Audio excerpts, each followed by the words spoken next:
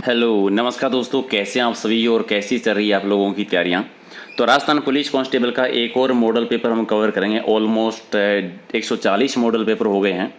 Total 50 questions हैं most important. तो कितने क्वेश्चंस आप सही कर सकते हैं कमेंट करके बताना है और चैनल को सब्सक्राइब कर लीजिए ताकि आने वाले जितने भी वीडियोज़ है जानकारी मिलती रहेगी। और बेल आइकन पे ओके कर लेना ताकि जब भी नया वीडियो आएगा तो नोटिफिकेशन मिल जाएगा आपको। और इसकी अगर आपको पीडीएफ लेनी है तो टेलीग्राम चैनल से, जिसका लिंक है प्रहलाद सारण सर के नाम से, मिलेगा आपको। सारी पीडीएफ एक साथ मिल जाएगी। और अगर आपको ये हमारी छोटी सी मेहनत पसंद आती है, अगर आपको एग्जाम के लिए फ़ायदेमंद लगती है, तो वीडियो को लाइक करना है और शेयर करना है। चलिए शुरुआत करते हैं कि इसमें आपको जो गलत है उसकी पहचान करनी है। एक साइड में लेखक का नाम है और दूसरी साइड में रचना है। तो पहला है सदाशिव ने लिखी थी अमर काव्य वंशावली, तो पहला ही गलत है। अमर काव्य वंशावली अगर आपको याद है तो राज प्रशस्ति जो है इसी पर आधारित है, रणछोड़ भट्ट तेलंग जी का है ये, तो ये गलत हो जाएगा। बाकी सारे सही हैं, तो पहला ही गलत हो गया आपका। तो राइट आंसर 1 नंबर। दूसरा है कि सप्टिक नामक आभूषण जो उपकरण होते थे ये पाषाणकालीन उपकरण है। तो सप्टिक नामक पाषाणकालीन उपकरण है वो कहाँ से मिले हैं? तो ये जो मिले आहड़ सभ्यता से। आहड़ सभ्यता मिलती है आपकी उदयपुर जिले में, ताम्रवर्ती नगरी आघाटपुर जिसको कहते हैं। ठीक है, तो राइट आंसर आपका 4 नंबर। अगला है कि राजवल्लभ मंडल का संबंध किससे है? राजवल्लभ मंडल ये नॉर्मली जो है ये इमारतों के निर्माण से संबंधित है। निर्माण निवास संबंधी जो इमारतें हैं उनके निर्माण से संबंधित। तो राइट आंसर हो जाएगा आपका 3 नंबर, इसका सही आंसर है। 4 है कि राजपूत राजा की मृत्यु बुरहानपुर में हुई थी। किस राजा की? तो बुरहानपुर में मृत्यु हुई थी राय सिंह की। राय सिंह कौन थे? बीकानेर के जो शासक थे राय सिंह। ठीक है, राजपुताने के कर्ण जो हैं, जिनको कहते हैं, जूनागढ़ दुर्ग का निर्माण भी इन्होंने करवाया था 1594 में, अगर आपको याद है। तो राइट आंसर आपका 3 नंबर। अगला है कि मुच्छला महावीर जो है, मुच्छला महावीर जी का मंदिर कहाँ पे बना हुआ है? इनका मंदिर है घानेराव में। अब ये बताइए घानेराव कहाँ पर है, ये कमेंट करके आप बताएंगे। स्पीड के साथ दे दो आंसर सारे। अगला अलाउद्दीन खिलजी ने किस दुर्ग को विजित कर उसका नाम खेराबाद रखा था? इन्हें जीतने के बाद में खेराबाद नाम किसका रखा था? सिवाना दुर्ग का रखा था। खेराबाद सिवाना दुर्ग, सी आपका राइट आंसर। अगला है कि जुलगमैन चरित्र है वो किसकी रचना है? जुलगमैन रचना जो है ये लिखी गई थी कृष्णदास पेहारी के द्वारा। कृष्णदास पेहारी, तो राइट आंसर आपका 4 नंबर। 8 है कि दुगारी चित्रशैली का संबंध किस चित्रशैली से है? दुगारी चित्रशैली यानी बूंदी चित्रशैली, पशु पक्षियों की चित्रशैली जिसको हम कहते हैं। 4 नंबर आपका राइट आंसर। अगला है कि तोरावाटी, काठेड़ा, राजावाटी, ये बोलियां जो है वो किस क्षेत्र की बोलियां है? तो सारी ढूंढाड़ी की उपबोलियां हैं, तो ढूंढाड़ी क्षेत्र की। राइट आंसर आपका 3 नंबर। अगला है कि ढिंगोली क्या है? ढिंगोली किसको कहा जाता है? ये एक्चुअल में एक व्रत है, महिलाओं का व्रत है। तो राइट आंसर आपका 1 नंबर। 11 है क्या कि राव जेतशिरो छंद किसने लिखा था? ये राव जेतशिरो छंद की रचना की थी बीटू सूजा जी ने। बीटू सूजा जी, राइट आंसर आपका 1 नंबर। नेक्स्ट है कि ब्राह्मणी माता का मंदिर है वो कहाँ पर है? ब्राह्मणी माता का मंदिर है बारां जिले में, सोरसेन बारां। चलिए डी आपका राइट आंसर। चलिए प्रताप सिंह बारठ ने किस षड्यंत्र केस के तहत जेल भेजा गया था? प्रताप सिंह बारठ को भेजा गया था बनारस षड्यंत्र केस के तहत। तो राइट आंसर आपका 1 नंबर। 14 नंबर, मारवाड़ हितकारिणी सभा का गठन किसने किया था? मारवाड़ हितकारिणी सभा का गठन किया था जय नारायण व्यास जी ने। जय नारायण व्यास जी ने, 1 आपका राइट आंसर। चलिए परोपकारिणी सभा की स्थापना कब हुई थी? परोपकारिणी सभा की स्थापना हुई थी 1883 में। और इसी टाइम पर संप सभा की भी स्थापना होती है सिरोही में, अगर आपको याद है। चलिए वृहत राजस्थान के महाराज प्रमुख किसको बनाया गया था? वृहत राजस्थान के महाराज प्रमुख बने थे भोपाल सिंह। भोपाल सिंह, तो राइट आंसर आपका 3 नंबर। नेक्स्ट आपका है कि जय उदयपुर में हिंदी विद्यापीठ की स्थापना किसने की थी? एक तो ये कि हिंदी विद्यापीठ की स्थापना कहाँ पर हुई थी? उदयपुर में, मेवाड़ रियासतन। और ये जनार्दन राय नागर जी के द्वारा की गई थी। 1 आपका सही है। चलिए जसमा ओडण ये क्या है? जसमा ओडण ये समझ रहे हैं भवाई से, भवाई नृत्य है, अगर आपको याद है। नागाजी बागाजी जाट ने इसके जन्मदाता माने जाते हैं, अजमेर से है ये। नेक्स्ट आपका है कि बीकानेर राज्य की ओर से मार्च 1818 में अंग्रेजों के साथ सहायक संधि किसने की थी? बीकानेर रियासत में सहायक संधि की थी वो किसने की थी? कारसनाथ ओझा जी ने की थी। बीकानेर की तरफ से कारसनाथ ओझा जी आए थे। तो बी आपका राइट आंसर। अब कौन से शासक के टाइम पर हुई थी आप बताएंगे कमेंट करके। जेंटलमैन एग्रीमेंट का संबंध किससे? जेंटलमैन एग्रीमेंट हुआ था जयपुर रियासत में, हीरालाल शास्त्री और मिर्जा इस्माइल के बीच में हुआ था, अगर आपको याद है। चलिए अगला है कि राजस्थान में अंतर्राष्ट्रीय सीमा से जुड़े जिले बताने, बिल्कुल आसान सा। गंगानगर है, बीकानेर है, जैसलमेर है और बाड़मेर है, 4 जिले आते हैं। 1070 किलोमीटर टोटल लंबाई। राजस्थान के भू क्षेत्र में अरावली पर्वतमाला की लंबाई लगभग कितनी है? ठीक है, लगभग लंबाई आती है 550, यानी टोटल का 80% राजस्थान में है। डी आपका राइट आंसर। 23 है कि ऊपरमाल राजस्थान के किस भौतिक प्रदेश का हिस्सा है? ऊपरमाल ये आता है आपका दक्षिणी पूर्वी पठारी भूभाग में, दक्षिणी पूर्वी पठारी भूभाग, तो राइट आंसर आपका बी हो जाएगा।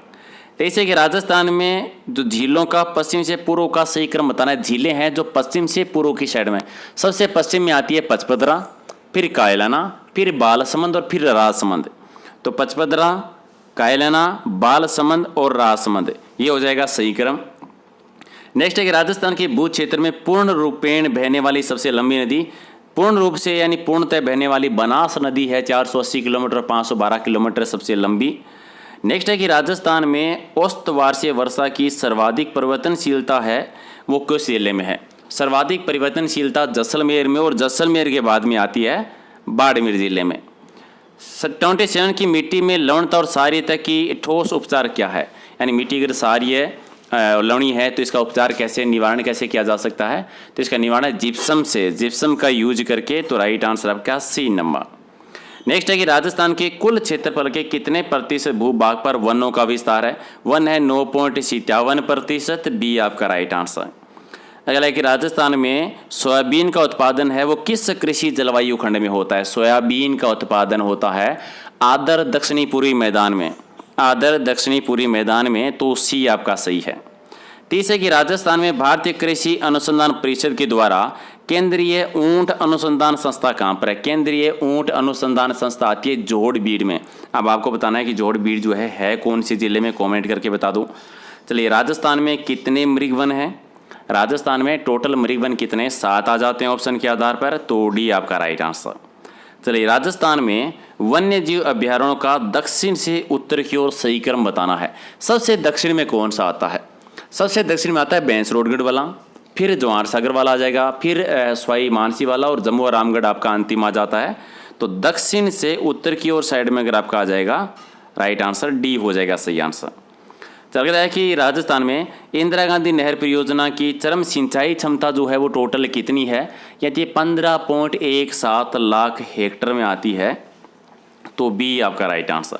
34 है कि मेजा बांध का निर्माण है वो राजस्थान में किस नदी पर हुआ है? मेजा बांध बना है कोठारी नदी पर।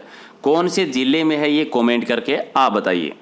35 है कि इंदिरा गांधी नहर कमांड क्षेत्र में भू प्रदूषण का मूल कारण क्या है? भू प्रदूषण का मुख्य रीजन है कि मिट्टी में जो है वो लवणीय और क्षारीयता की समस्या, मिट्टी की लवणीयता और क्षारीयता की वजह से।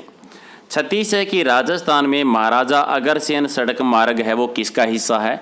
और ये आता है सुपर नेशनल हाईवे का, सुपर नेशनल हाईवे का हिस्सा है, तो डी आपका राइट आंसर। चलिए राजस्थान से गुजरने वाले राजमार्गों में सबसे कम लंबाई किसकी है? ऑप्शन के आधार पर बताना है, और इनमें सबसे कम लंबाई है राष्ट्रीय राजमार्ग 12 की, तो सी आपका राइट आंसर। 38 है कि राजस्थान में लिग्नाइट कोयले के प्रमुख जमाव कहाँ पर है? लिग्नाइट कोयला कहाँ कहाँ पर मिलता है? कपूरडी सबसे इंपॉर्टेंट है, पलाना आ जाता है, मेड़ता, तो कपूरडी, पलाना और मेड़ता, डी आपका राइट आंसर। चलिए ऑस्टियोलॉजी में किसका अध्ययन किया जाता है? ऑस्टियोलॉजी में अध्ययन होता है अस्थियों का, अस्थियों का अध्ययन किया जाता है, एक आपका सही है। 40 है कि अस्थि में छिद्र जिसमें रक्त वाहिनियाँ और तंत्रिकाएँ गुजरती है उसको क्या कहते हैं? अस्थि में छिद्र जिसमें रक्त वाहिनियाँ और तंत्रिकाएँ गुजरती है उसको कहते हैं फोरामेन, उसको फोरामेन कहलाता है, तो बी आपका राइट आंसर। 41 है कि कोशिका का शक्ति ग्रह किसको कहते हैं? कोशिका का शक्ति ग्रह कहलाता है माइटोकॉन्ड्रिया, माइटोकॉन्ड्रिया, बी आपका राइट आंसर। 42 है कि अगर पाद में नहीं पाई जाने वाली अस्थि कौन सी है? अगर पाद में कौन सी अस्थि नहीं होती? मेटाटारमस नहीं होती जी, मेटाटारस जो है नहीं होती, डी आपका राइट आंसर। चलिए इसमें से सही कथन की पहचान करनी है। पहला है कि बाएं फेफड़े की तुलना में दायां फेफड़ा बड़ा होता है, तो सही है ये तो पहला ही आपका सही हो गया, तो बाकी ऑप्शन देखने ही नहीं, एक ही आपका राइट आंसर। 44 है कि कंडरा है वो किसको जोड़ता है। कंडरा ये किसको जोड़ता है, ये जोड़ता है जो मांसपेशियां जो होती हैं उनको अस्थि से, मांसपेशी से अस्थि को जोड़ता है। तो राइट आंसर आपका सी आपका। 45 सेकंड में शरीर में पाचन तंत्र का भाग कौन सा नहीं है। पाचन तंत्र का भाग पलीहा नहीं आता, पलीहा। तो राइट आंसर आपका बी हो जाएगा। 46 है कि मूत्र में हीमोग्लोबिन की उपस्थिति क्या कहलाती है। मूत्र में हीमोग्लोबिन की उपस्थिति है वो कहलाती है हीमोग्लोबिनूरिया। तो राइट आंसर आपका आ जाएगा बी आपका राइट आंसर। 47 है कि रक्त का पीएच मान है वो सामान्यतः कितना होता है। रक्त का पीएच मान होता है 7.4, 7.4 नॉर्मली। सी आपका राइट आंसर। अगला कि नेफ्रॉन संरचनात्मक और क्रियात्मक इकाई किसकी है। नेफ्रॉन, नेफ्रॉन आती है, ये आती है आपकी वृक्क की। तो राइट आंसर आपका हो जाएगा बी। 49 कि मादा के तावा यानी मादा के गर्मी में आने पर अधिक सक्रिय और प्रभावशाली होने वाली हार्मोन कौन सा है। यानी गर्मी में आने पर मादा के सबसे सक्रिय प्रभावशाली हार्मोन होता है एस्ट्रोजन हार्मोन, यानी डी आपका राइट आंसर। 50 आपका है कि इंसुलिन का स्राव है किससे होता है। अग्नाशय से होता है, अग्नाशय से। तो राइट आंसर आपका 1 नंबर। तो ये थे मोस्ट इंपॉर्टेंट 50 क्वेश्चंस। कितने सही किए कमेंट करके बताओ। पीडीएफ कहाँ से लेनी है। पीडीएफ इसकी लेनी है आपको टेलीग्राम चैनल से, लिंक वीडियो के डिस्क्रिप्शन में है, या फिर सर्च कर लेना प्रहलाद सारण्य के नाम से। इसके अलावा इंस्टाग्राम का लिंक है, फेसबुक पेज का लिंक है, अगर आप यूज़ करते हैं तो वहाँ पर भी ज्वाइन कर लीजिए, ताकि नई नई अपडेट है वो आपको मिलती रहेगी। अगर आपको ये हमारी छोटी सी मेहनत पसंद आई है, अगर आपको लगता है कि एग्ज़ाम के लिए फ़ायदेमंद हो सकती है डेली की ऐसी सीरीज़, तो चैनल को सब्सक्राइब कर दीजिए, वीडियो को लाइक कर लीजिए और अपने दोस्तों के साथ शेयर कर दीजिए। चलिए मिलते हैं अगले वीडियो में कुछ और इंपॉर्टेंट क्वेश्चनों के साथ। Thank you.